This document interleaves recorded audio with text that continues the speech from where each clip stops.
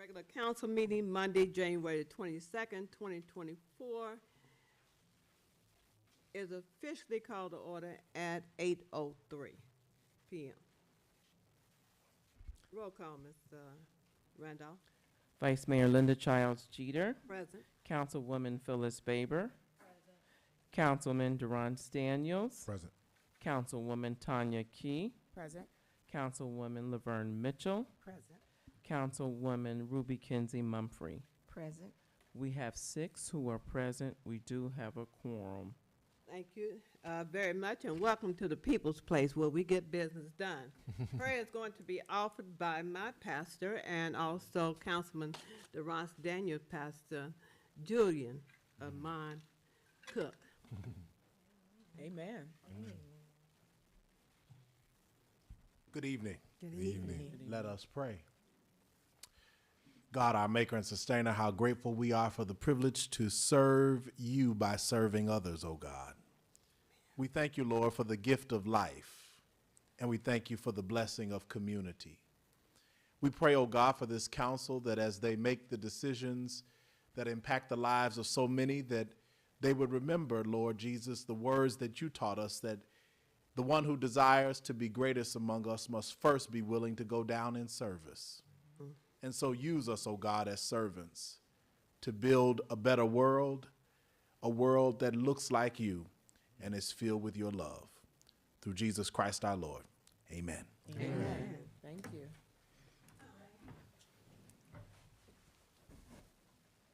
I pledge allegiance To the flag of the United States of America and to the republic for which it stands, one nation, under God, indivisible, with liberty and justice for all.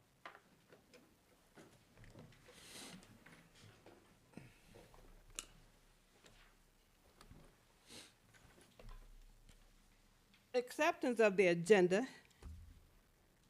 Motion that we accept the agenda as presented. Second. It's been moved in second by Councilwoman Key and second by Councilwoman Ruby Kinsey Mumphrey. Are there any questions? Are there any questions? All in favor say aye. Aye. Found of the Journal, regular council meeting minutes from January the 8th, 2024. Move that we accept the regular council meeting minutes from January 8, 2024 with any necessary corrections.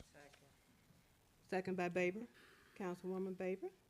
Moved by Councilman Daniels and second by Councilwoman Baber to accept the regular council meeting minutes with any corrections of January the 8th, 2024. Are there any questions? Question. Yes. I just noticed this. Do we not have the committee of the whole meeting minutes for that day? Is it going to be just delayed? Delayed. Thank you. Okay. And we'll talk about why it's delayed is because she was so overwhelmed this week. And I thank her for getting the regular council meeting minutes out. Lots of hard work, needs some additional help. Announcement. Oh, did I finish that? All in favor say aye. Aye. Aye, okay. Announcements. Councilman Daniels. No announcements at this time, Madam Vice Mayor. Thank you. Councilwoman Baber. No announcements, thank you. Councilwoman Key. No announcements. Councilwoman Mitchell. No, ma'am. Councilwoman Kinsey Mumphrey. No announcements. I have one thing that I want to announce.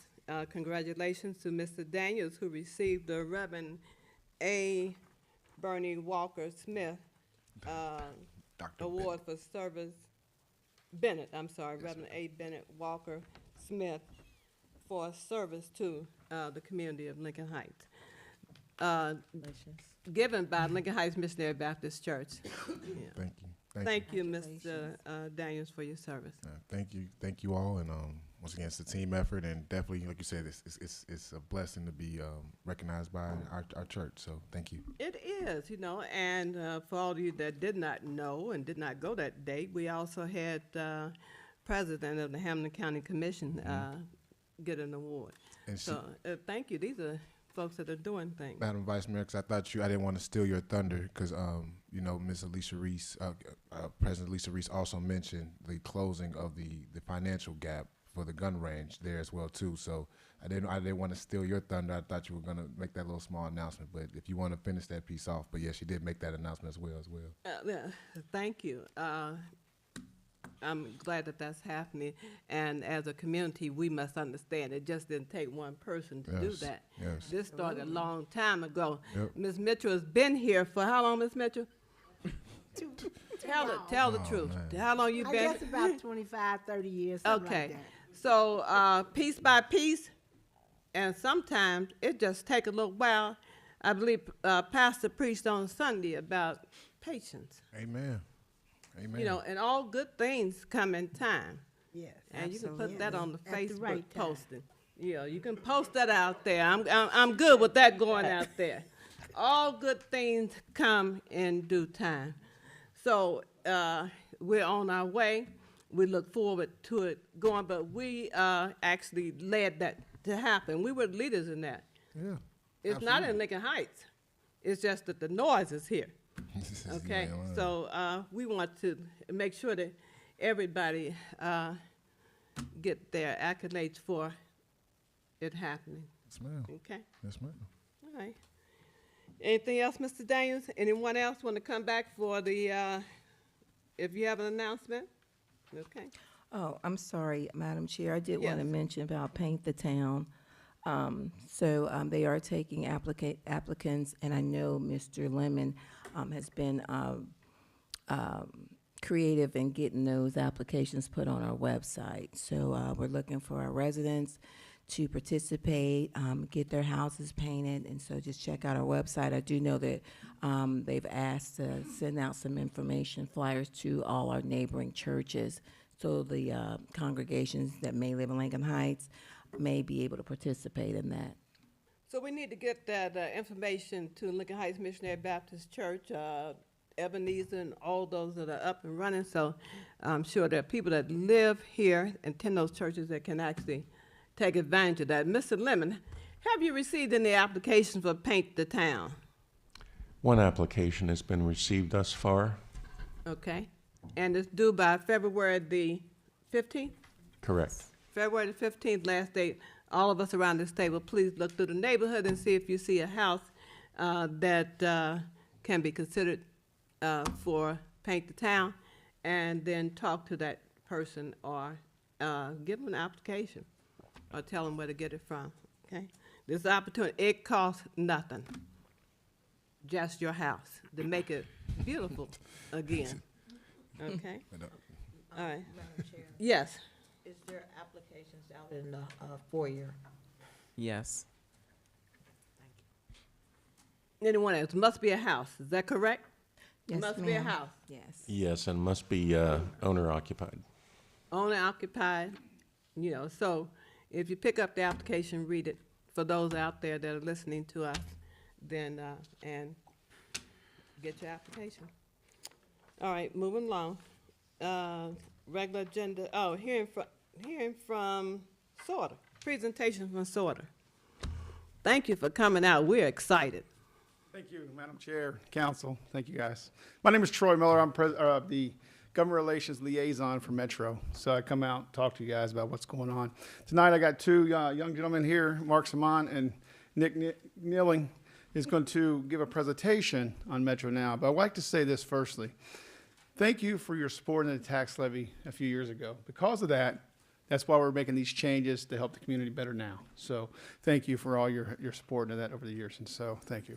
With that, Mark, Mark, I give you stress buses and actual in the folders, it's got a presentation. So if you want to follow along with the presentation, you can follow along, make notes. I'd ask if you could wait to the end and then for questions, and we'll come back and answer for them. when they finish, you can Yep. come back up and we'll do Yep. questions. Yep. But I'm actually collecting these. I think this must be the third one. So I should be stress-free by now. Thank you. Give your name and the organization that you're representing for the minutes. Thank you. My name is Mark Saman. I'm the Short Range Planning Manager at Cincinnati Metro. So we're here today to talk about two things, our Metro Now service and the bench and shelter program and bus stop enhancement program that we're running. I'll be talking about Metro Now, and my colleague Nick will be speaking about our bus stop improvements. All right. So what is Metro Now?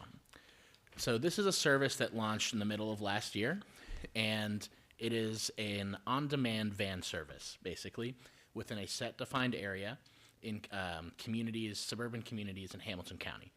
So the idea is that there are areas where there is a great need for public transportation, but the density is not there to support a full bus route, or there are a higher number of elderly folks, folks with disabilities, people with young kids, where having a more direct point-to-point service is much more feasible and convenient for folks, and more cost-effective for us to run than to get the big bus out here. So in May, we launched, on this map here, it's Zone E, it's the blue one. It's basically Springdale, parts of Forest Park, and Woodlawn. And then in July, we launched Zone C, that's Northgate, Coleraine area. So again, trips must start and end within the same zone. But you can go anywhere within there, as long as it's within that boundary. And the goal is to eventually have 6 zones. We started with 2, and we're evaluating the data and ridership that comes out of it. So when we launch the other 4, we have lessons we have learned from and can improve. So these are essentially like work vans, but a little sleeker. There's 8 seats. There's room for 2 wheelchairs, strollers, grocery bags, and children. I think it's kids under 36-inch ride for free with a paying adult, just like on regular Metro service. There's the ramp for wheelchairs, strollers, walkers, just folks who can't do steps. And there's also locations for child seats, although you do have to bring your own child seat. But if that's a concern parents have, they are equipped to handle those. All right. So if you've ever used Uber, it's very similar. In terms of there's the app that you can call through, but we also offer a simple phone number call to book trips, because a lot of people prefer it that way, or don't have a smartphone, or don't have a credit card, or just want to call and pay cash. We also accept cash on these vehicles, just like on a regular bus. So it is a $2 fare, flat. So if you're going a couple blocks, or if you're going, a town over, it's still $2. We operate currently from 6 a.m. to 8 p.m. on weekdays and 8 a.m. to 6 p.m. on weekends and major holidays. But we are proposing a expansion of that time period in March to have the zones run till 9 p.m. 7 days a week. That was one of the biggest things people asked for, was to run later, especially on the weekend. So scheduling the trip is easy. The main way that people do it is we have an app. That's the Metro Now app, and it's simple. You set up your account. You can link a credit card or put money on the app, and then it just, like Google Maps or an Uber app, it knows where you are. You put in where you want to go, schedule the trip. It gives you an estimated time of arrival, and it can be anywhere from 3 to 15 minutes. It's usually not longer than that. It just depends on how many other people using it and availability of vans. All right.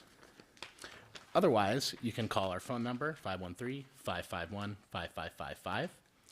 and a receptionist will help you book your trip.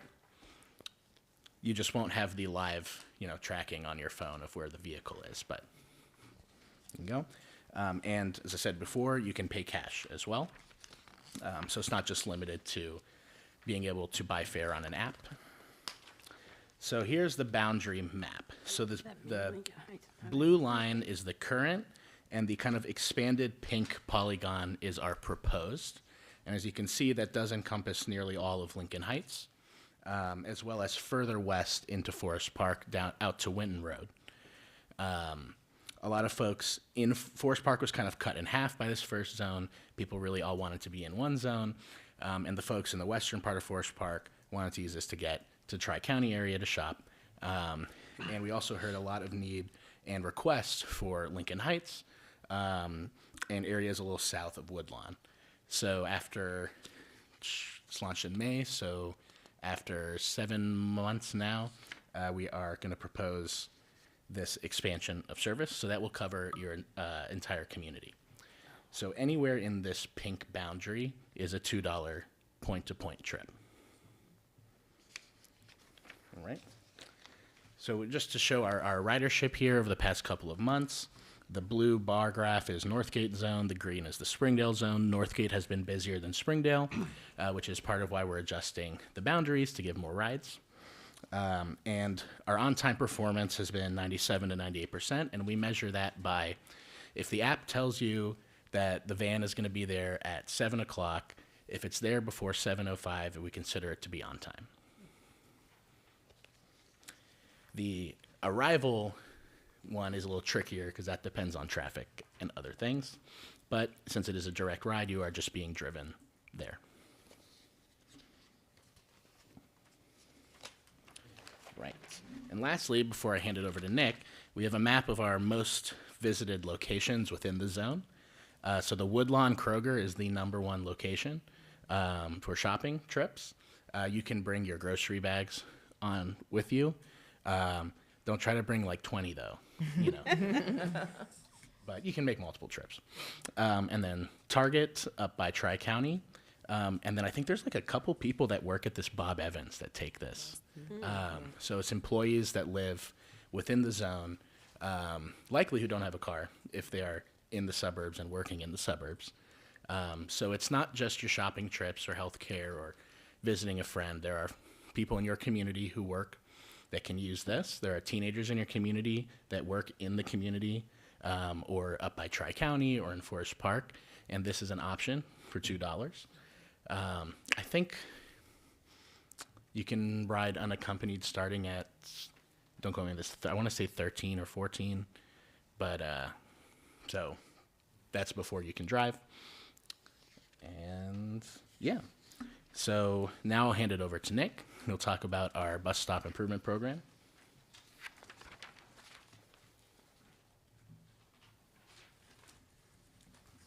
My name is Nick Keeling. I'm with Cincinnati Metro. I'm one of the short-range service planners. And a few additions before I go into benches and shelters about the Metro Now service. It's under my understanding that Lincoln Heights is in the Princeton School District. So this would connect students directly to Princeton schools for the $2 fare as well. And so there's that addition. And also, it's also under my understanding that people under the height of 35 inches ride for free. So as if they're accompanied. So 2 things to note about the service as well. One thing I'd like to state before I go into this small little point about benches and shelters and bus stops is I would like to thank your interim village manager, Mike Lemon, for hosting us about a little over a month ago.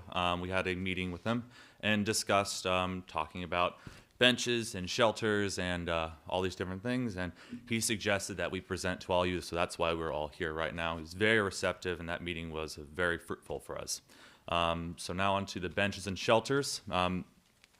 We've been serving Lincoln Heights for a long time, and so a lot of our bus stops have been the same that they have been since we put that sign in decades ago, maybe 70, 80 years ago for some certain locations. And the quality of that across our entire service area is reflective of that. Following issue 7, we had a promise to the community, and that is the installation and improvement of all of our bus stops, because that's our front door. That's our first step you have for service for everyone for our bus system.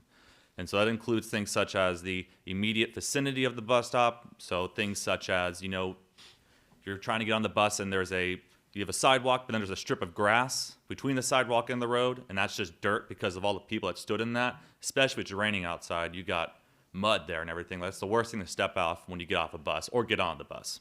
It's also hard for our people that are in wheelchairs or other accessible devices. You know, it's really hard to board in those situations. On top of that, we have a bunch of bus stops that have no areas for people to sit down, no areas for possible shelter in case it's raining or hail or anything else like that. It's pretty old school right now. And so one thing that we're doing right now, one thing that I am personally leading, is the implementation of new amenities across our entire system. Just last year, I installed 100 bus benches in the city of Cincinnati and also Norwood as well. The intention is to do this across our entire service area, every jurisdiction that we serve, and that includes Lincoln Heights. And so if you look at the bench and shelter area, we have two different types. We have a shelter and a bench. They're pretty standard. They are very modest in their design, but that's the whole point. So we can afford to put out as many as possible.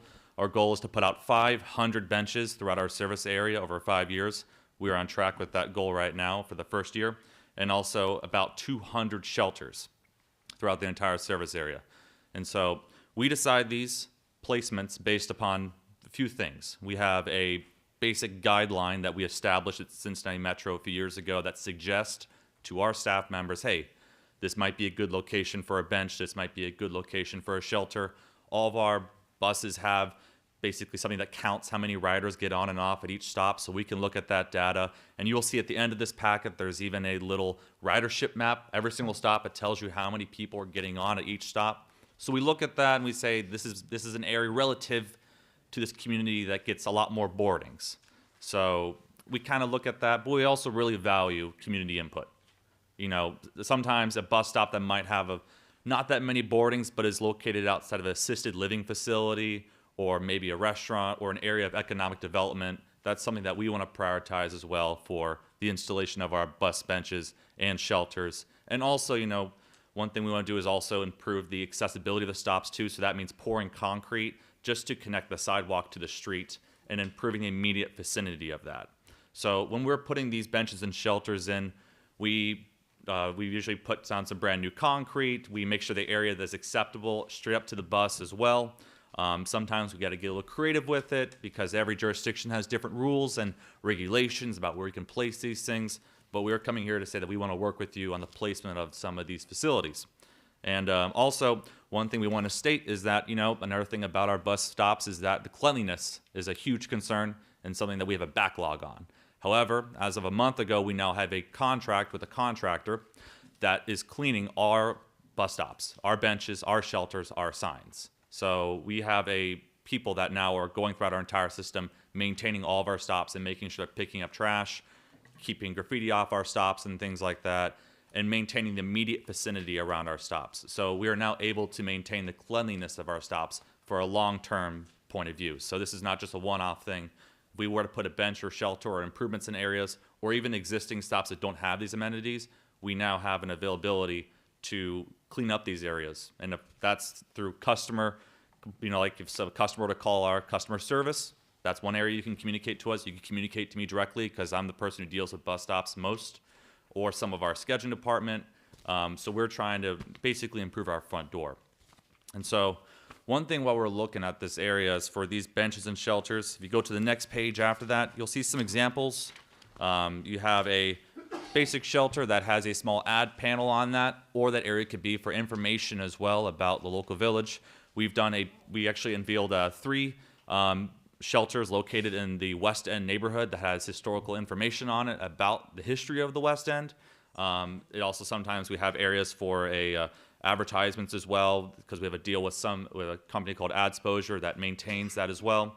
And you also have an image of what the bench looks like. Again, bench is pretty standard, but that helps us be able to lower costs. We could put as many benches as possible so we could satisfy the needs of the people that we serve.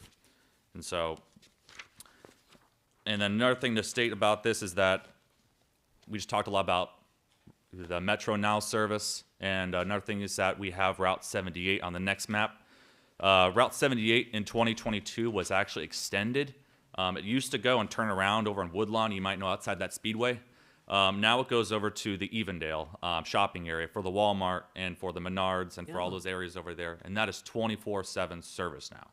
So these stops that come through, so you have these direct connections now to the areas over on the east side, and that also connects you to the 24/7 route of the Route 43, which now goes to the new Greyhound facilities over at Arlington Heights, and also all other points of interest around that area as well.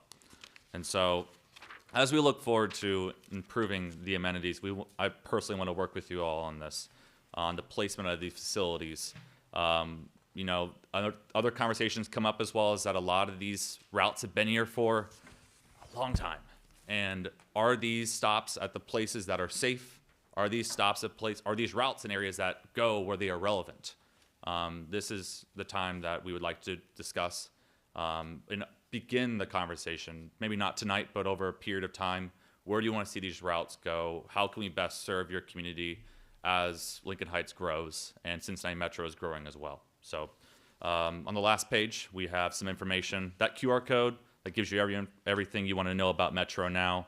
Here's all of our contact information. If you have any questions you have, feel free to contact us directly. We'd love to chat with you about this. But basically, this is us stating that this is the beginning of a long-standing conversation between Cincinnati Metro and Lincoln Heights. And thank you very much for your time. Thank you. Thank you for your service. I know Mr. Daniels is happy about this, and believe it or not, Mr. Daniels, I am too. So I'm gonna start with you. If you want to say something about this, I see the Metro Now automobile and Kroger's all the time, so I know why the numbers are up high, you know. So, Mr. Daniels. Yeah, no, I'm excited about this. Thank you guys. And obviously, as you said, you know, the work, the Better Bus Coalition, you know, obviously what they've been doing, you know, obviously, and Cam Hardy and the work that he did to kind of lay some of that stuff down is exciting. Just 3 quick questions, and if they don't have all time to answer, I have to come back, that's fine. The first one was just a bilingual or Hispanic communication, where our Hispanic community is growing a lot, so I just want to make sure, how can we best make sure that they have this information as well, too? Yeah, so all the flyers we've been putting out is actually in bilingual. One side's in English, one side's in Spanish, so we could get that out to the community. We work with Springdale. We have a higher number, seems like, of Hispanic people in that area, so we've been connecting that pretty heavily in that reason. Speaking of Better Bus Coalition, he was the vice chair at one time of the Better Bus Coalition. So, and now he's with us.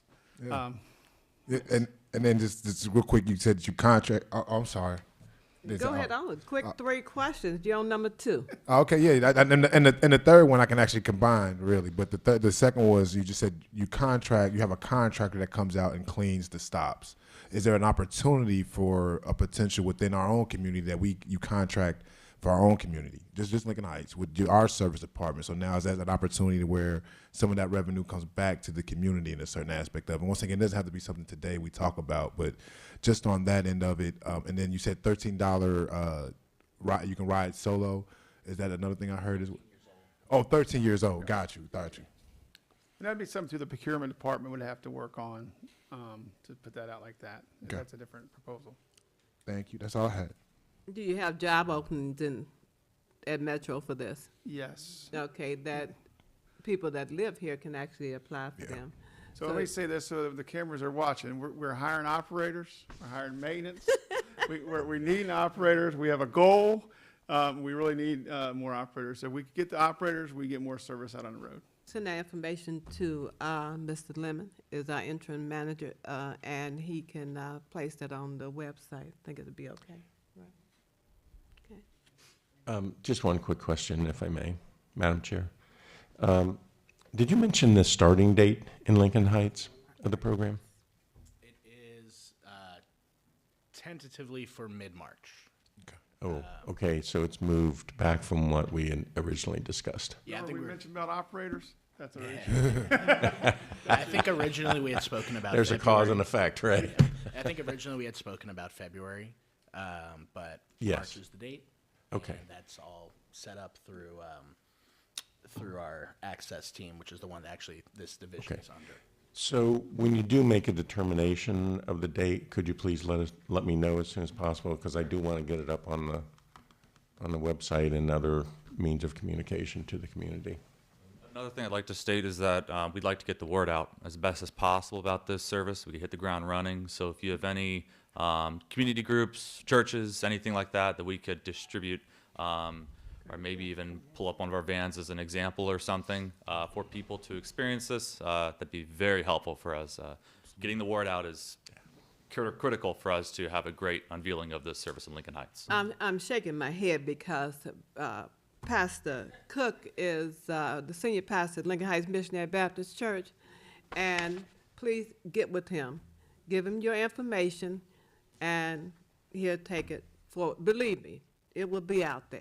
Yes, ma'am. Okay, and if you give it to us, we also send it to the places where we place other information, and then all of us can take some and pass it out. Do word of mouth, okay? All right, Ms. Baby?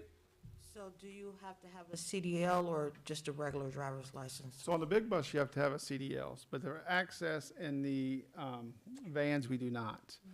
We do still do a DOT physical because you take the drug test and under the same guidelines. So It's another option if you can't get a CDL or you just don't. We can't hear you. And recording. it's another option. He's saying if you couldn't get a CDL, you could, The buses don't Okay. use drive one of CDL. those. Councilwoman Key? Thank you.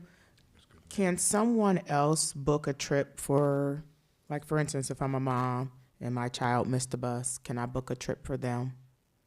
Yes, like I said, it's like the 13-year-old age situation. You can call in. You can call it in instead of the app, or you can do the app, either one. So either one can be done. Got it. And then my other question is, you spoke about the panels on the shelters. I think one of you mentioned that Yes, ma'am. one of your communities use that for historical information. Yes, ma'am. Does the village have to pay for that, or is that something that's part of, if we decided we wanted to do shelters and we wanted to put historical information on there for residents to see or what have you, does the community have to pay for it, or is that something that you would fund, you would pay for, you would get all the graphics and things designed? So the West End shelters were actually funded through a grant of the Community Building Institute from Xavier CBI. and through the Seven Hills Neighborhood Housing. And so that was an example of that. However, there's perhaps other things we could pursue in regards to financing for that. I can't guarantee any of that, but also we have seen some examples as well that we have used that you might notice if you do look up the West End shelters, they're outside of the Stanley Row Towers at 8th at Liberty and Lynn Street, and also outside of the West End Public Library branch. So there's 3 there in the West End. If you see them, they have like a branding on the entire thing, but also there's this for the ad panel. We also do something called a PSA panel. Some jurisdictions around the county forbid advertising in the public right-of-way. And so we're not allowed to advertise or sell ads in those areas for ad exposure. And so for those ones, we actually use PSAs for those ones. But it should be noted that the ads do offset the cost for those things. But the PSAs is another option we have been able to do, which is a big panel that could potentially show off history of Lincoln Heights or perhaps other PSA type information from either Cincinnati Metro or Lincoln Heights. One more question. It's about hotspots. Are you able, or would we be able to put access points at those locations to increase access through Wi-Fi for the residents who are driving it and riding from those shelters? Yeah, I don't see why not, because we would permit these through your village. So whatever y'all wanted to add on to that, and we would work, y'all would work with Nick directly on the installation of those. But Awesome. I don't see an issue. Yeah. All right, thank you.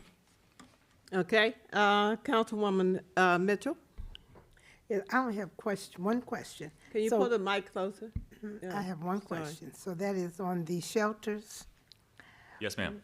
the bench, Yes. can they be higher for those of us who have problems sitting and getting up? We could be creative with that. One thing that we might be able to do is maybe raise up concrete requirements as well. The benches themselves are pretty standard, but we could look into a creative solution for that as well. One thing that we have also introduced to other jurisdictions and saying some jurisdictions might want to look into branding of these benches or something. That's not a cost that we would incur. However, we would say, hey, we have all the specs and the dynamics of these benches, and there has been examples of other types of ways that people have branded these benches or modified them. Again, this is we are asking for a permit, or if we were to have a conversation about the locations of these things, just how do we permit these? And in that permitting process, we would then do the installation, and then a modification could be incurred through an agreement between Cincinnati Metro and Lincoln Heights, perhaps to make something like that happen. So we're definitely willing to have that conversation. All right. Councilwoman Ruby Kinsey.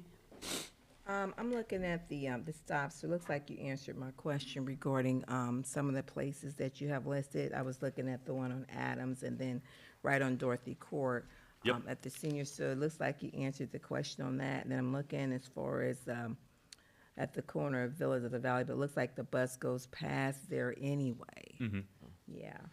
One thing that we like to state is that we would like to have, you can think on this, you don't need to make a decision tonight, but we'd love to have either like people from the communities of Lincoln Heights, if there's a way that we could get information from people on regards to public requests, where would be the best location? And if you had a choice, maybe using this map to your advantage, the red dot basically means that's the highest ridership area. We could do a test fire of a bench in a shelter or 2 benches in a shelter in Lincoln Heights and say, where would Lincoln Heights like this to be that would benefit both of us? We'd really value your input in this process. Again, that's, Question. you can think on that. Think on it, okay. We'll work with the interim manager on that. I have one more question, Madam Chair. Yes. I know it, over, I'm gonna say it in Woodlawn, do they have like a lights inside them? I thought I saw some I believe of the that bus stops that had lighting. the ones in Woodlawn, I have been actually looking at those. Those were placed long before my tenure at Cincinnati Metro. I'm not actually sure if we financed those because we have no records of financing those. I think the Village of Woodline actually installed those. I'm not sure if it was through a grant or if it was through their own process, but we have also pursued modifications as well. We can have conversations about that to the shelters if lighting is a concern. Or possibly like solar lighting? Yeah, That yeah. sounds like that might be a little bit cheaper than electrician. That's definitely something we'd be willing to have a conversation about. Oh, one more thing is thank you very much for pursuing our transit infrastructure fund for the pavement of your streets. Yes, Your Thank support you. means a lot. Thank you. Definitely. Yes. I want to talk about the fee. Is $2? The fee, Yes, $2. Is it one way, round trip, one way. one way? Okay, so you actually need $4 if I go to Kroger's. I need another $2 to come back. Okay, I thought we had the discount going on. Thank you. Okay, thank you for your service, all that you do, and we'll be talking to you. May need a presentation to the public on a Tuesday on the Respect My Block, where people can come out and learn about this. What you think? Yeah, we'd love to Love talk that. about the Metro now. If you have a Facebook page or social media page, we can put something on it to really, so we get more riders. We'd love that too. Okay, so again, don't forget Pastor back there. He'll be very happy to talk to you. Thank you again. Oh, I'm sorry, Mr. Lemon. You have your thumbs up. No, Do you have another thing? I was just going to commend, commend the gentleman for a nice presentation, and it's exciting what Metro's doing and including us as part of it. We're very excited. I think it's going to be a great service for Lincoln Heights community. So thank you all very much, and we really appreciate the opportunities that you were discussing, the flexibility that you discussed as well. So we're looking forward to working with you in the future. Thank you very much. Before you sit down, I thought I saw Ms. Peterson's hand up. Do you have a question? If so, we need to hear. You can use the mic there.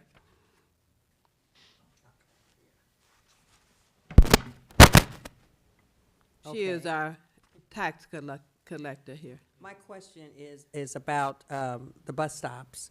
I noticed that 78 now goes up and down Wayne Avenue to Marion, but I noticed that there isn't any stops. I mean, the stops are there, but there's no platform or benches or anything. And it is in Woodlawn, but I just noticed going up and down that hill that there's nothing there for people to utilize the service. So I'm wondering, is that something that you automatically start putting in actual concrete pads or benches or something other than a sign stapled to a pole? Yes. So one thing that we actually talked about, that was actually, we worked with Woodlawn on that service to go up Wayne instead of Chester. The reason for that is we had to get a little funky with the service because of the railroad crossing that goes up Marion. And so we were originally going off of Marion, and then we're still trying to connect to Springfield Pike and then come back over to over the Evendale. So we had to get a little creative with that. So that's why the route went from Chester over to Wayne. And so we also talked about, hey, there ain't no sidewalks on that right now, and it's We don't want people walking in the street or walking in the mud. And so we're working with the Village of Woodlawn for our last communication with them on them applying for another Transit Infrastructure Fund grant for them to be redoing that road for the implementation of a sidewalk. Good deal. A question before you sit down. Have you talked to the Healthcare Connection? If not, then you can see Councilwoman Mitchell about who the contact person is. Yeah, I'd love to get that information if you want to, we got our emails in there if you guys want to send it or call us, either one, and we'll, I'll give you a call. thank you. Thank you. I think that's it. Have a great rest of your evening. You can stay or you can go. I'll just say this, be safe tomorrow. It's supposed to be icy out, so ride the bus. Yeah. Thank you. Ride the bus. Thank you. Thank you. Thank you for coming. Okay, the next presentation is by Lincoln Heights Missionary Baptist Church, Pastor Julian Amon Cook.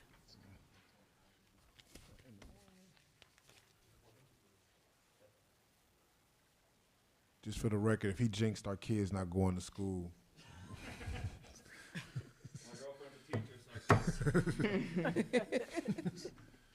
Madam Chair, and thanks to the body, I will be very, very brief. For many years, as many of you know, Lincoln Heights Baptist Church has celebrated our anniversary with the Jubilee or Community Day, and it's very popular. We offer a number of services, but we wanted to do something a little bit different, actually fairly significantly different, which would be to move all of the things that we normally do on our parking lot into the Lincoln Heights community.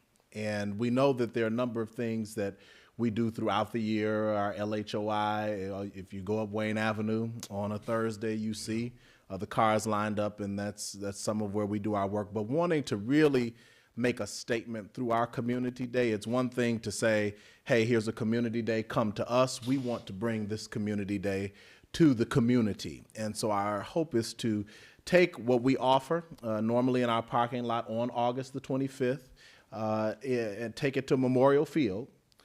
We would have our service there, our morning worship service. We would make sure that we have tents and a number of other things, stage.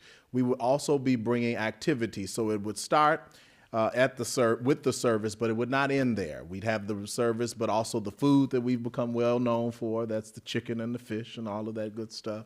But also to bring a carnival, petting zoo, and a number of other social services to the community. Just a day of love for the Lincoln Heights community and establishing our connection more firmly. We have had a historic connection, but we want to make sure that that connection is very well stated during my tenure here as pastor as well. And so I'm happy to answer any questions that you might have for me, but just want you to know about that. That's August the 25th. We are in the throes of planning, and your vice mayor has been so helpful through the process. Ruby Kinsey Mumphrey has also been very helpful through the process, and I look forward to working with several others of you as we try to pull this together. So thank you so much. Any questions? Yes. Yes, Ms. Baber. I was just wondering, will Memorial Field be ready by August the 25th? The brief answer is no. We can certainly strive, but you will be having a presentation on February 12th to discuss the update, and we can talk about timeframes at that time. And then I could get back to the pastor. Sounds good. To let him know whether or not it might be available. But my projection is, based upon what I'm seeing and what needs to be done, we might be able to make the field available, but the project will not be complete. We can always use a street. That's what I was gonna recommend, right? Whatever options you Find a present to solution. us, Find a Because solution. we will work with you. Yes. Right. We have that whole open area where my high school used to be. Oh, so what? Madam Chair. Madam Chair, we Madam also Chair. have the property across the street as well. I mean, so, If you're looking at gotta that be whole creative. block, Yeah. like we normally do. We have time to Yeah, talk To about continue, that. out the yeah, space contingencies. and how much. And put Mr. Daniels to work, please. Absolutely. Okay. Saying, I don't- Madam Chair. Yes. My question is, are you hard set on that 25th date? Could you rotate it one more weekend to be a combination celebration for Lincoln Heights days? Let's talk about it. Okay. We have moved our anniversary celebration at other times. Of course, the challenge is always Labor Day weekend for church, and so many people travel. But I think we could, for this occasion, I think we could probably sell it. So Yeah, I think that would be just great to all celebrate together, let's be in conversation. block the streets off, Let's do it. and go. Bring the gospel. Bring the fish. Bring the gospel to Lincoln Heights. Yes, indeed. Yes, Mr. Daniels. Well, I mean, Councilman Daniels. that's fine. To that point, because the only thing I was going to ask is that, if not a whole week celebration, Right. you You started could go on from that Sunday to from Sunday. Sunday to Sunday, so we have a whole true week Lincoln Heights celebration. That's not And I know bad we either. kind of mentioned that a couple years for our 75th, but truly planning out a week full of events. Now you might have the weekends for the big jubilee, the big celebration day, but throughout the week could be maybe a little bit more educational, Yep. more formal. But I think We'd going be that happy way, to help pull that that together might be too. the move. Let's do that. What about a basketball tournament? I'm not playing basketball. I'm down for golf, especially next year. Yeah. Basketball. They used to do that a lot. Wow. Yeah. So okay. Okay. Anyone else? We good? Great opportunity. Thank you. Thank you so much. Thank you. And Thank please you. feel free to Sir. call up on me if I can be of service in any way Yes, sir. to you in your work. This is our collective work. So thank you Well, so thank much. you for coming to the People's House and opening us up with a great prayer. But I also want other council members to invite their pastor. And if you don't have one, he can become your pastor. Absolutely. I just put a plug in for you. Thank you so much. Thank you. You be And well. you two don't have to stay because we have a lengthy agenda and we need to get through it, and you got to go home to the family. Yes, indeed. Thank you so much. And, Thank and congratulations again. Yes, sir. Yes, sir. Okay. Hearing from the residents. Anyone out there? Anyone? No residents. Okay. A regular agenda. Communications from Clerk of Council, Lisa Randolph. None at this time, Vice Mayor. Communications from Vice Mayor Linda Childs Jeter. Oh, that sounds different. Mayor's Court Report, you have it. Actually, I forgot to put it. I had it in last meeting. Okay, then we'll move it to the Agenda next meeting. Is and that okay? I forgot to insert it again Okay. this time. Council communications from interim village manager, Michael Lemon, Mike as they call him, and brief. Thank you, Vice Mayor. Couple of points. We have identified some potential homes for Paint the Town, and we're contemplating sending flyers and applications to some of those homes this week, so hopefully we can get that accomplished. The CDAP grant application for $300,000 was submitted last Friday. It wasn't due until today, so we actually got one in a couple days early, believe it or not. I also checked on the gun range legislation, and my understanding is that it has, this is for the JED regulation. It has been passed by the Senate, but it's stuck in the House. And it's going to be stuck there until at least after the March primaries. So we're going to have to wait a little while to see if that's going to get through the House. On snow removal, I know we have some work to do yet, but I wanted to thank the Public Works Department for bearing the cold weather and the inclement weather to try to remove as much snow as they could. And they are working on a plan which we'll distribute when it's finished on priorities and process, procedures, and so forth.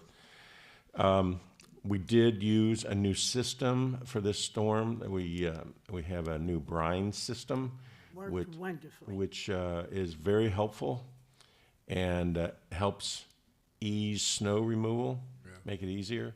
So we'll continue to do that. We did have a learning curve, and so we're kind of getting over that, but we're excited about it, and we'll continue to make improvements on snow removal.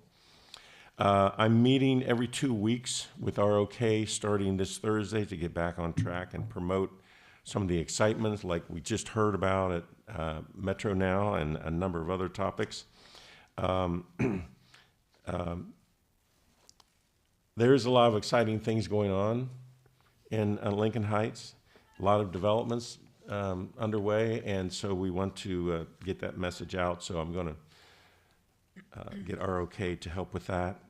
As I mentioned earlier, the Memorial Field update presentation from Clangers and MSP will be on February 12th. This is the update on the status of the project, what needs to be done, and I will probably be referring to you that evening a request for legislation to move the project forward. We've got at least one proposal that needs to be addressed in order to get things reinitiated on Memorial Field. And then I also wanted to point out the findings for recovery for years 2018 through 2021 have been recovered, and with the exception of $769, which is still being pursued by the OAG, Ohio Attorney General.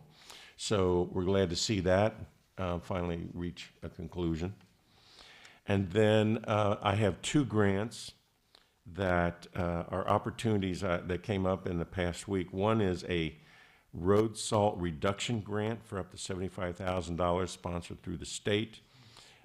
This is to help reduce the damage created by salt that goes on the roads and the runoff generated. And, you know, we need to get either a salt barn or dome or something to help us get it off the ground and prevent the infiltration that's occurring around the site. So I wanted to ask if it's okay to apply for the grant. And then the second grant is the Hamilton County Small Event Grant. I believe you used this last year for Lincoln Heights Days. That is coming up again. We can get a grant up to $25,000. And my question is, do you wish to apply this year as well? Then I have finally received the SORTA grant agreements for Adams, Jackson, McGee, Cary, and Chester, and for Simmons, I believe it is. So I need authorization to sign these contracts after Mr. Desai reviews them. And I believe there was a previous legislation where we needed the exhibits, but SORTA had not sent the grant agreement at that time. I don't know if we want to go back and attach them. I believe what we did was amended the resolutions to remove the reference to Exhibit Okay. A. Am I remembering correctly? I don't remember the. I think you're right. I think we did do that's that. what we did. Thank you for reminding me. Yeah. Okay, but I still need to sign these grants and get them in, so I need authorization to do so. And that's all I have. What is required, just a motion for return. So we have some historical, do you need those tonight? No. Can it wait till February 12th? Yes. Okay. Just to make council aware, when I first came on council, there was a lot of business was being done spur of the moment by oral motion. And so, and this is my memory. I've been doing this since 2007. So may not be exact, but generally speaking, this is what happened. I remember we put something in place to stop that, and I think it's Rule of Council 38.105, if my computer will cooperate. And it won't. Bear with me. So, well, I can paraphrase. 38.105 basically says that any motion brought before council that raises, here we go, all motions which bring a new subject before council shall be in writing and shall be referred to committee for report prior to adoption. Such motions may be presented either in the form of a motion or resolution. And actually, it looks like this was in the original code from '95, but maybe it wasn't being followed. I just remember there were a lot of oral motions being made to do business. And so it's either this rule that I'm remembering, or there might be another one that we put in to basically stop new matter spontaneously being addressed by council via oral motion. So I think one thing we might want to consider is, do we want to remove this rule? Because sometimes we do need to do things spontaneously. Yes, we do.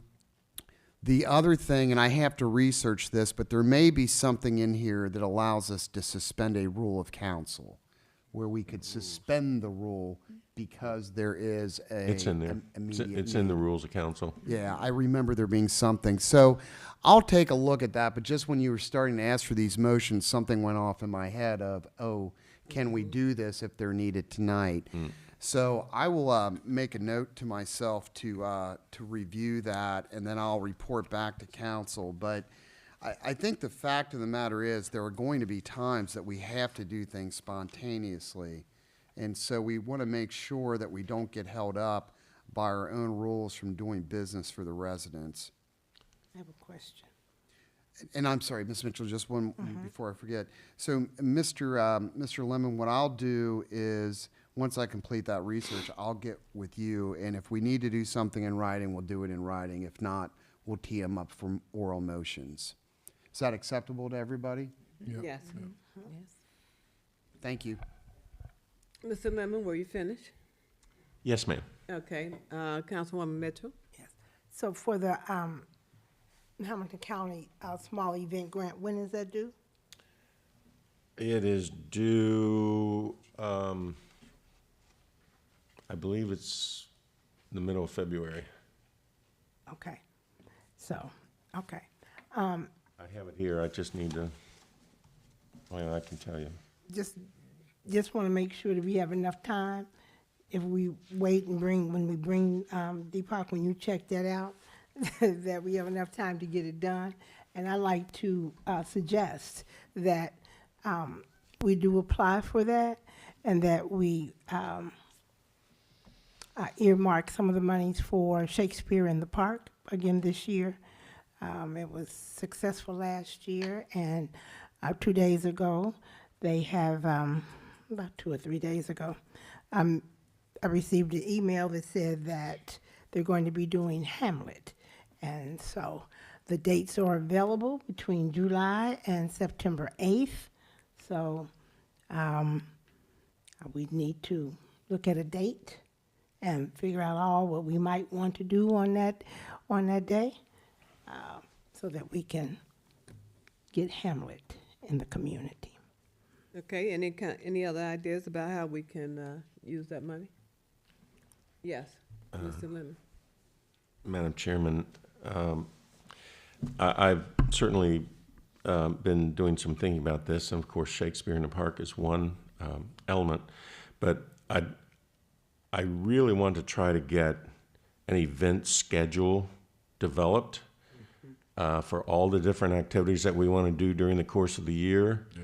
And part of the reason I want to do that is because I want to establish a program for donations from organizations or vendors or whomever might want to contribute to our events. And so I need to get that schedule. But in terms of this particular grant, in addition to Shakespeare in the Park, I was thinking wouldn't it be nice if we could do something to celebrate the Black Hall of Fame, Black Music Hall of Fame, that's just opened up in Cincinnati, and we could maybe ask for some band or trio or whatever to play here in Lincoln Heights in recognition of that. There are a number of other things that we can, consider as well. But I think we do need to get a schedule together, because not only do I want to seek donations, but I like meticulous planning for these events so that they go off like professionals. So the earlier we can start the planning for those, the better results you'll get. Okay, anything else? Thank you, Madam Chairman. Yes, Councilman Daniels. Just real quick, on the Senate bill, for the JED district, was it 78 or 75? The bill. Do you remember if it was number 70? For which one? For the JED district. For which? For the JED district. For the legislation for the JED district that's went through this. You said it's gone through the Senate, but it has not gone through the House yet. Correct. Was it Bill 75 or 78? I believe it's 33. It's 33? Oh, It's 33? I was way off. Thank you. Senate Bill 33 was in reference to the CRA. House Bill 33 is in reference to the JED legislation. Got you. Thank you. Madam Chair, Yes. just to offer another suggestion, to go on the events calendar. Last year, I also contacted the Cincinnati Black Theater, and they have a program where they can come out and talk about Black theater. So that's another event that can be scheduled. Okay, give that information to Mr. Lemon, so he, I'm sorry? give that information to Mr. Lemon. Okay, Madam Chair, yes. would you like for us all to give suggestions to Mr. Lemon, and then we make a decision on what we want to do? Oh, great idea, yes. Thank you. Pile it up, 1 through 7 or 1 through 14. Thank you. And then we can decide on which ones that we want to do. Okay, can we go to old business? I'm sorry, communication from village solicitor, decide. Madam Chair, I believe we're going to have a motion to go into executive session to discuss the majority of what I wanted to communicate to council. So if it's all right with council, I'll just defer till executive session. Sweet. Okay, moving along to number 11, old business. Second reading of resolution number 2024-R-7. Ms. Randolph.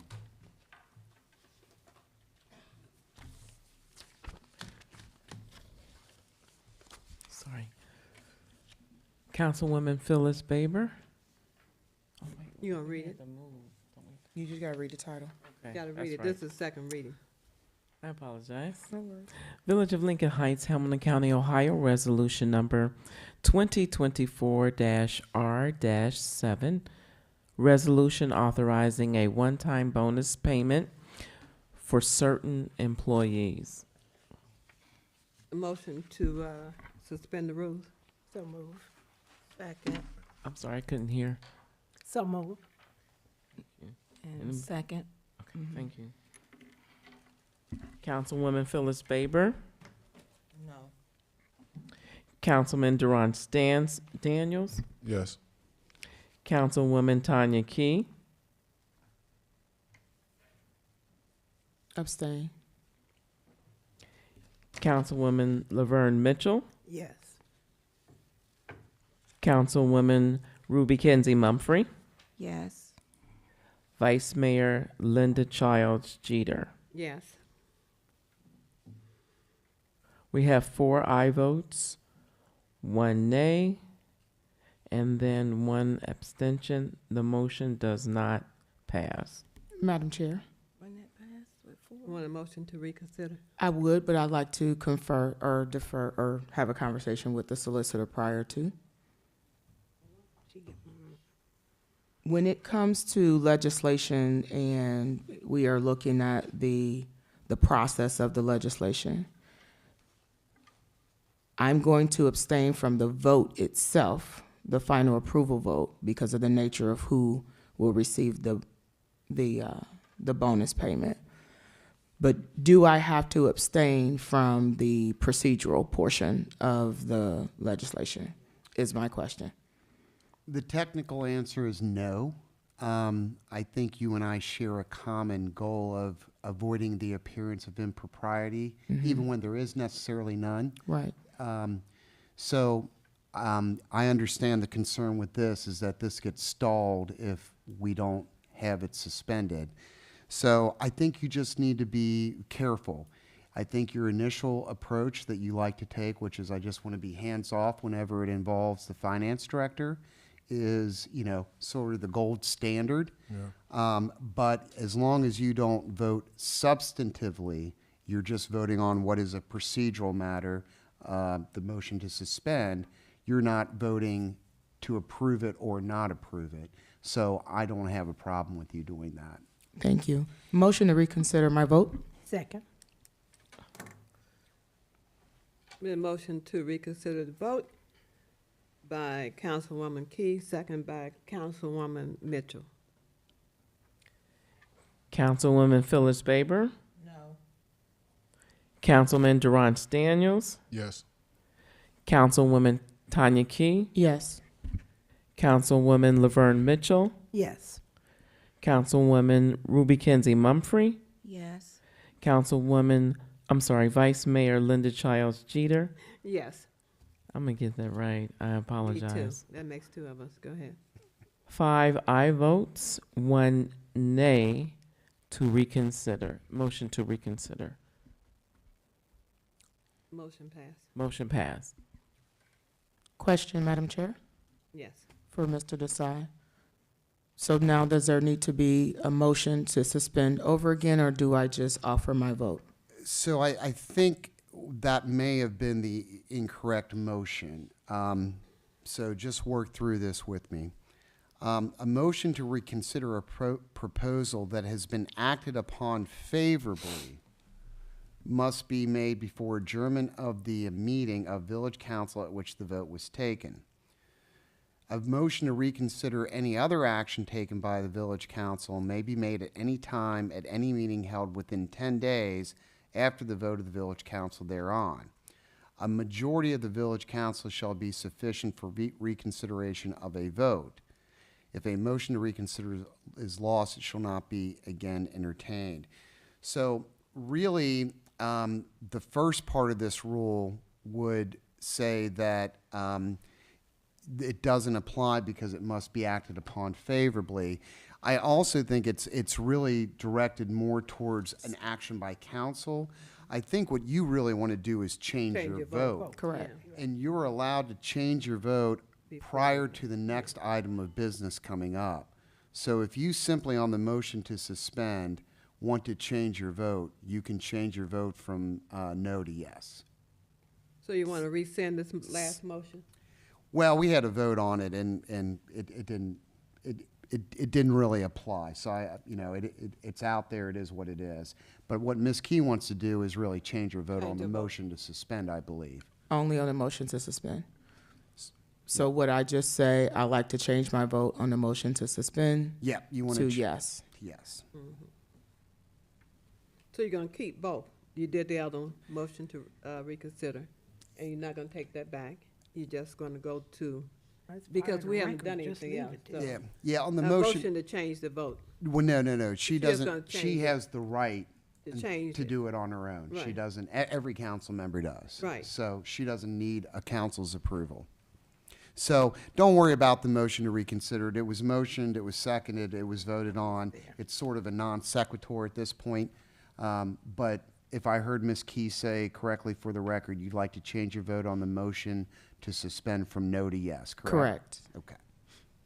Okay. So that now means that motion to suspend passed 5-1. 5-1. And 1, No, yes. That's correct. 5-1, right? That's correct. 5 aye votes, Yep. 1 nay. Okay. Okay, motion for passage. So move. Second. Mitchell, Councilwoman Mitchell, and Councilwoman Kenzie Mumphrey. Roll call. Councilwoman Phyllis Baber, No. Councilman Durant Daniels, Yes.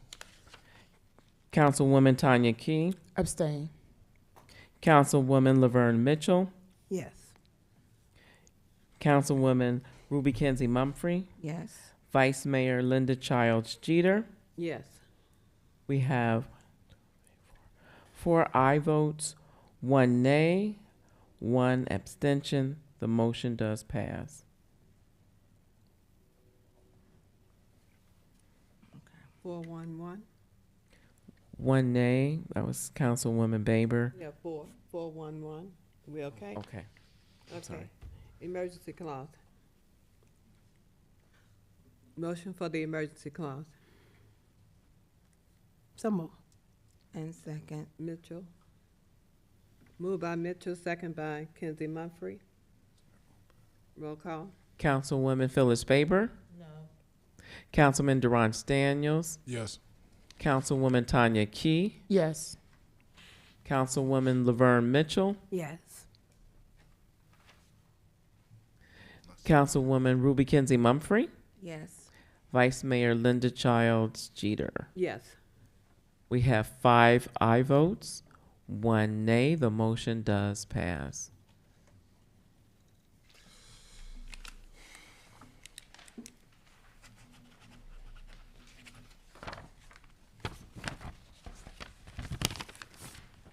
Okay, we're down to first reading of resolution number 2024-R-8. What is your pleasure, council? Motion to hear by title only. Second. Second. It's been moved by Councilwoman Key and second by Councilman Daniels to read by title only. Councilwoman Phyllis Baber, Yes. Councilman Durant Daniels, Yes. Councilwoman Tanya Key, Yes. Councilwoman Laverne Mitchell, Yes. Councilwoman Ruby Kenzie Mumfree, Yes. Vice Mayor Linda Childs Jeter. Yes. Jeter. We have 6 aye votes. That motion does pass. Village of Lincoln Heights, Hamilton County, Ohio. Resolution number 2024-R-8. Resolution repealing 2023-R-39. Resolution approving public records request policy. Motion is to suspend the rules. So move. Second. 1 second. We're on, aren't we on R8? Yeah. Yes. Didn't I read R8? Okay. And isn't R8 Peeling. repealing? Yes. Yes. Yes. Okay. All right. So in section 1, at least the copy I have, we have section 1, resolution 2023-R-blank. So we need a motion to amend to make that 2023-R-39. Motion to amend, please. Motion to amend section 1 of resolution 2024-R-8 to read resolution number 2023-R-39. Second. Second. Moved in second by Councilwoman Key, second by Councilwoman Kenzie Mumfree. I'm gonna get to it. Okay. It's okay, yeah. All right. Roll call. Councilwoman Phyllis Baber, Yes. Councilman Durant Daniels, Yes. Councilwoman Tanya Key, Yes. Councilwoman Laverne Mitchell, Yes. Councilwoman Ruby Kenzie Mumfree, Yes. Vice Mayor Linda Childs Jeter. Yes. We have 6 aye votes. That motion does pass. Motion to suspend the rules. So move. Second. Been moved by Mitchell, second by Kenzie Mumfree. Roll call. Councilwoman Phyllis Baber, Yes. Councilman Durant Daniels, Yes. Councilwoman Tanya Key, Yes. Councilwoman Laverne Mitchell, Yes. Councilwoman Ruby Kenzie Mumfree, Yes. Vice Mayor Linda Childs Jeter. Yes. We have 6 aye votes. That motion does pass. Motion to receive for passage. So move. Second. Who so moved? Key? Key and Mumfree. Okay. Kenzie Mumfree. Roll call. Councilwoman Phyllis Baber, Yes. Councilman Durant Daniels, Yes. Councilwoman Tanya Key, Yes. Councilwoman Laverne Mitchell, Yes. Councilwoman Ruby Kenzie Mumfree, Yes. Vice Mayor Linda Childs Jeter. Yes. We have 6 aye votes. That motion does pass. Motion to adopt the emergency clause. There Madam is Chair. none. There's not There's one. none. There isn't one. But are we able to make a motion to adopt it if With council amend? so chooses, even though it's not written on the legislation? Yeah, but we've never done a repeal by emergency Emergency. clause. Okay, so Um, don't worry about it. I mean, if council wants to take a belt and suspender approach because they're worried about it becoming effective immediately, we can, but historically, we've never done at least that I recall, an emergency clause on a repealment. So I'm okay with it. I mean, even if technically it doesn't Yeah, get I'm about to ask, repealed for yeah. 30 days, Yeah. it's going to be repealed, and we're going to, with R9, adopt the public records policy. Yeah. So. Okay, no question. That makes sense. Okay, so we're done with that. We're moving on to 9. First reading of resolution number 2024-R-9. Motion to hear by title only. Second. Moved by Councilwoman Key and second by Councilwoman Kenzie Mumfree. Roll call. Councilwoman Phyllis Faber. Councilman Durant Daniels. Yes. Councilwoman Tanya Key. Yes. Councilwoman Laverne Mitchell. Yes. Councilwoman Ruby Kenzie Mumfree. Yes. Vice Mayor Linda Childs Jeter. Yes. We have 6 aye votes. That motion does pass. Village of Lincoln Heights, Hamilton County, Ohio. Resolution number 2024-R-9. Resolution approving public records policy. Motion to suspend rules requiring legislation to be read on 3 separate and distinct days. Distinct days, I'm sorry. So move. Second. Moved by Daniels, second by Mitchell. Roll call. Councilwoman Phyllis Faber. Councilman Durant Daniels. Yes. Councilwoman Tanya Key. Yes. Councilwoman Laverne Mitchell. Yes. Councilwoman Ruby Kenzie Mumfree. Yes. Vice Mayor Linda Childs Jeter. Motion to receive, yes, and motion Okay, to we have- receive for passage. Okay, we have 6 aye votes. That motion does pass. So move to receive for passage. Is there a second? Second. Daniels, moved, second by, Laverne, Mitchell. Okay, roll call. Councilwoman Phyllis Faber. Councilman Durant Daniels. Yes. Councilwoman Tanya Key. Yes. Councilwoman Laverne Mitchell. Yes. Councilwoman Ruby Kenzie Mumfree. Yes. Vice Mayor Linda Childs Jeter. Yes, is there an emergency We- clause to this? We have 6 aye votes. That motion does pass. Yes. Is there an emergency clause to Ye- it? yes. I need a motion for it. So, motion to accept the emergency clause. Second. It's been moved by Daniels, second by Baber. Roll call. Councilwoman Phyllis Faber. Councilman Durant Daniels. Yes. Councilwoman Tanya Key. Yes. Councilwoman Laverne Mitchell. Yes. Councilwoman Ruby Kenzie Mumfree. Vice Mayor Linda Childs Jeter. Yes. We have 6 aye votes. That motion does pass. First reading of resolution number 2024-R-10. Motion to hear by title only. Second. Moved by Key, second by Daniels. Roll call. Councilwoman Phyllis Faber. Councilman Durant Daniels. Yes. Councilwoman Tanya Key. Yes. Councilwoman Laverne Mitchell. Yes. Councilwoman Ruby Kenzie Mumfree. Yes. Vice Mayor Linda Childs Jeter. Yes. We have 6 aye votes. That motion does pass. Village of Lincoln Heights, Hamilton County, Ohio. Resolution number 2024-R-10. Resolution to auditor regarding drawdown of property tax. Motion to suspend the rules. So move. Second. Key and Daniels. Council members. Can I ask the question? Can she? Who said something? Ms. Baber, Councilwoman Baber. Ms. Baber? Yes. Is this a request for monies that's already at the? Excuse me, Ms. Baber, could you put your mic down? I can't hear you. I'm sorry. Thank Is you. this a request for monies that's already down at the auditor's office for us to receive those monies? No new money? Okay, thank you. You're drawing it down early. I believe that's the process, right? Okay. Madam Chairman, Yes. typically the auditor has 2 settlements a year. And what this resolution does is basically say, instead of having to wait until those typical settlement dates occur, I think it's in April and August, I believe.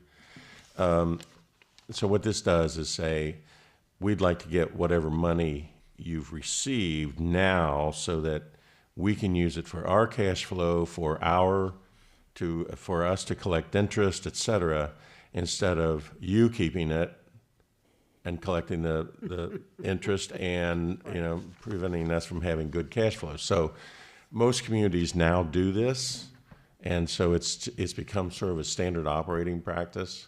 So Lincoln Heights does this every year, I believe. Yeah, we do. Okay. A roll call, please. Councilwoman Phyllis Baber, Yes. Councilman Durant Daniels, Yes. Councilwoman Tanya Key, Yes. Councilwoman Laverne Mitchell, Yes. Councilwoman Ruby Kinsey Mumphrey, Yes. Vice Mayor Linda Childs Jeter. Yes. We have 6 aye votes. That motion does pass. Motion to receive for passage. Second. So move to receive a passage. Second. Daniels and Mitchell, Counselor Members Mitchell. Roll call. Councilwoman Phyllis Baber, Yes. Councilman Durant Daniels, Yes. Councilwoman Tanya Key, Yes. Councilwoman Laverne Mitchell, Yes. Councilwoman Ruby Kinsey Mumphrey, Yes. Vice Mayor Linda Childs Jeter. Yes. 6 aye votes. The motion does pass. Motion to receive the emergency clause. Thank you. Second. Been moved by Key and second by Ruby Kinsey Mumphrey. Roll call, please. Councilwoman Phyllis Baber, Yes. Councilman Durant Daniels, Yes. Councilwoman Tanya Key, Yes. Councilwoman Laverne Mitchell, Yes. Councilwoman Ruby Kinsey Mumphrey, Vice Mayor Linda Childs Jeter. Yes. 6 aye votes. That motion does pass. Thank you. We do not have a supplemental agenda for the night, for today. Correct. Executive session. Madam Chair, I'm asking that we go in. Can you put your, yeah. Madam Chair, I'm asking that we go into executive session regarding pending imminent litigation. Is there a second? Second. We're moving second to go into executive session. Are we inviting anyone in? Is Mr. What, the manager? We're inviting the manager in. Is there a roll call or just a roll call, please? Councilwoman Phyllis Baber, Yes. Councilman Durant Daniels, Yes. Councilwoman Tanya Key, Yes. Councilwoman Laverne Mitchell. I couldn't hear you, I'm sorry. Yes. Thank you. Councilwoman Ruby Kinsey Mumphrey, Yes. Vice Mayor Linda Childs Jeter. Yes. We have 6 aye votes. That motion does pass. Let's see, what time is it? 9:28, please be ready for the executive session. Session starts.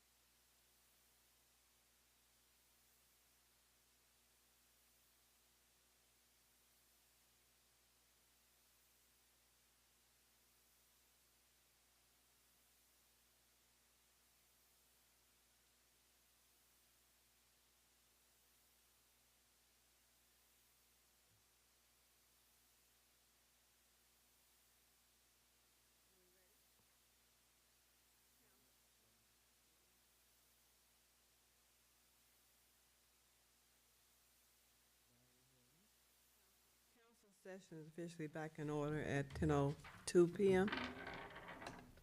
Roll call, please.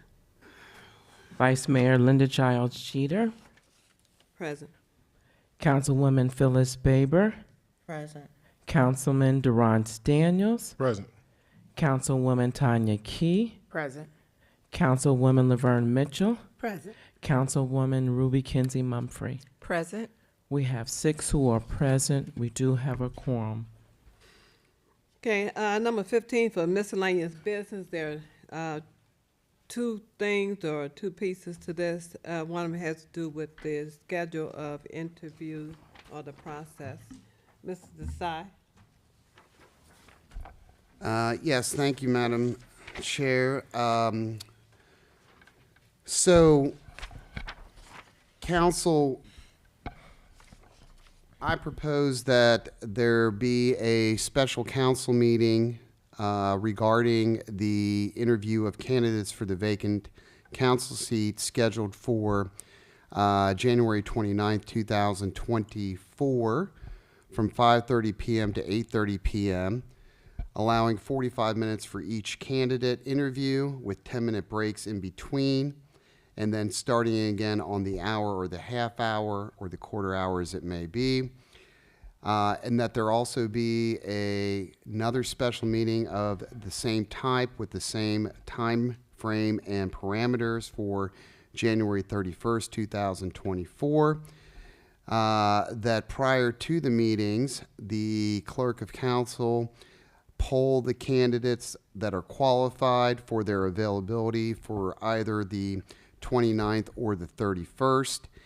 And based on that availability, hopefully where we can have all three, that we set the date. And if I could add to the 29th and 31st, the date of February 5th, 2024, again, 5:30 to 8:30 with 45 minutes for each candidate with 10-minute breaks, and then starting again on the half hour, the hour, the quarter hours, the case may be. The clerk will, based on the availability of the candidates, decide the order of the candidates for whichever one of those dates the special meeting is held to interview all three of them.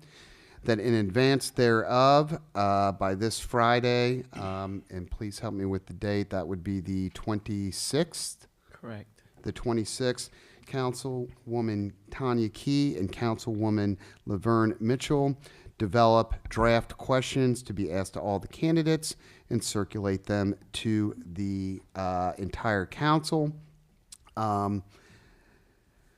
That at the end of the special meeting to interview the candidates, whether that be on January 29th, January 31st, or February 5th, a vote be taken on the candidates to determine if a decision can be made to fill the vacant council seat. Again, that would occur at the end of the meeting.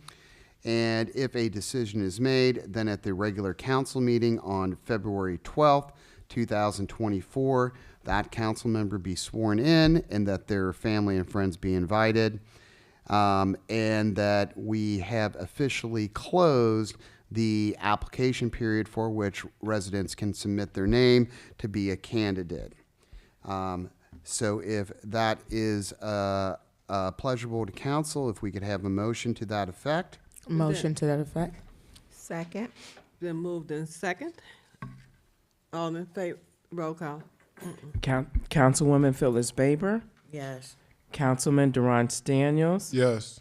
Councilwoman Tanya Key, Yes. Councilwoman Laverne Mitchell, Yes. Councilwoman Ruby Kinsey Mumfree, Yes. Vice Mayor Linda Childs Jeter. Yes. We have 6 aye votes. That motion does pass. Who second that motion, please? It was Councilwoman Kinsey Mumfree. Mumfree. Okay, thank you.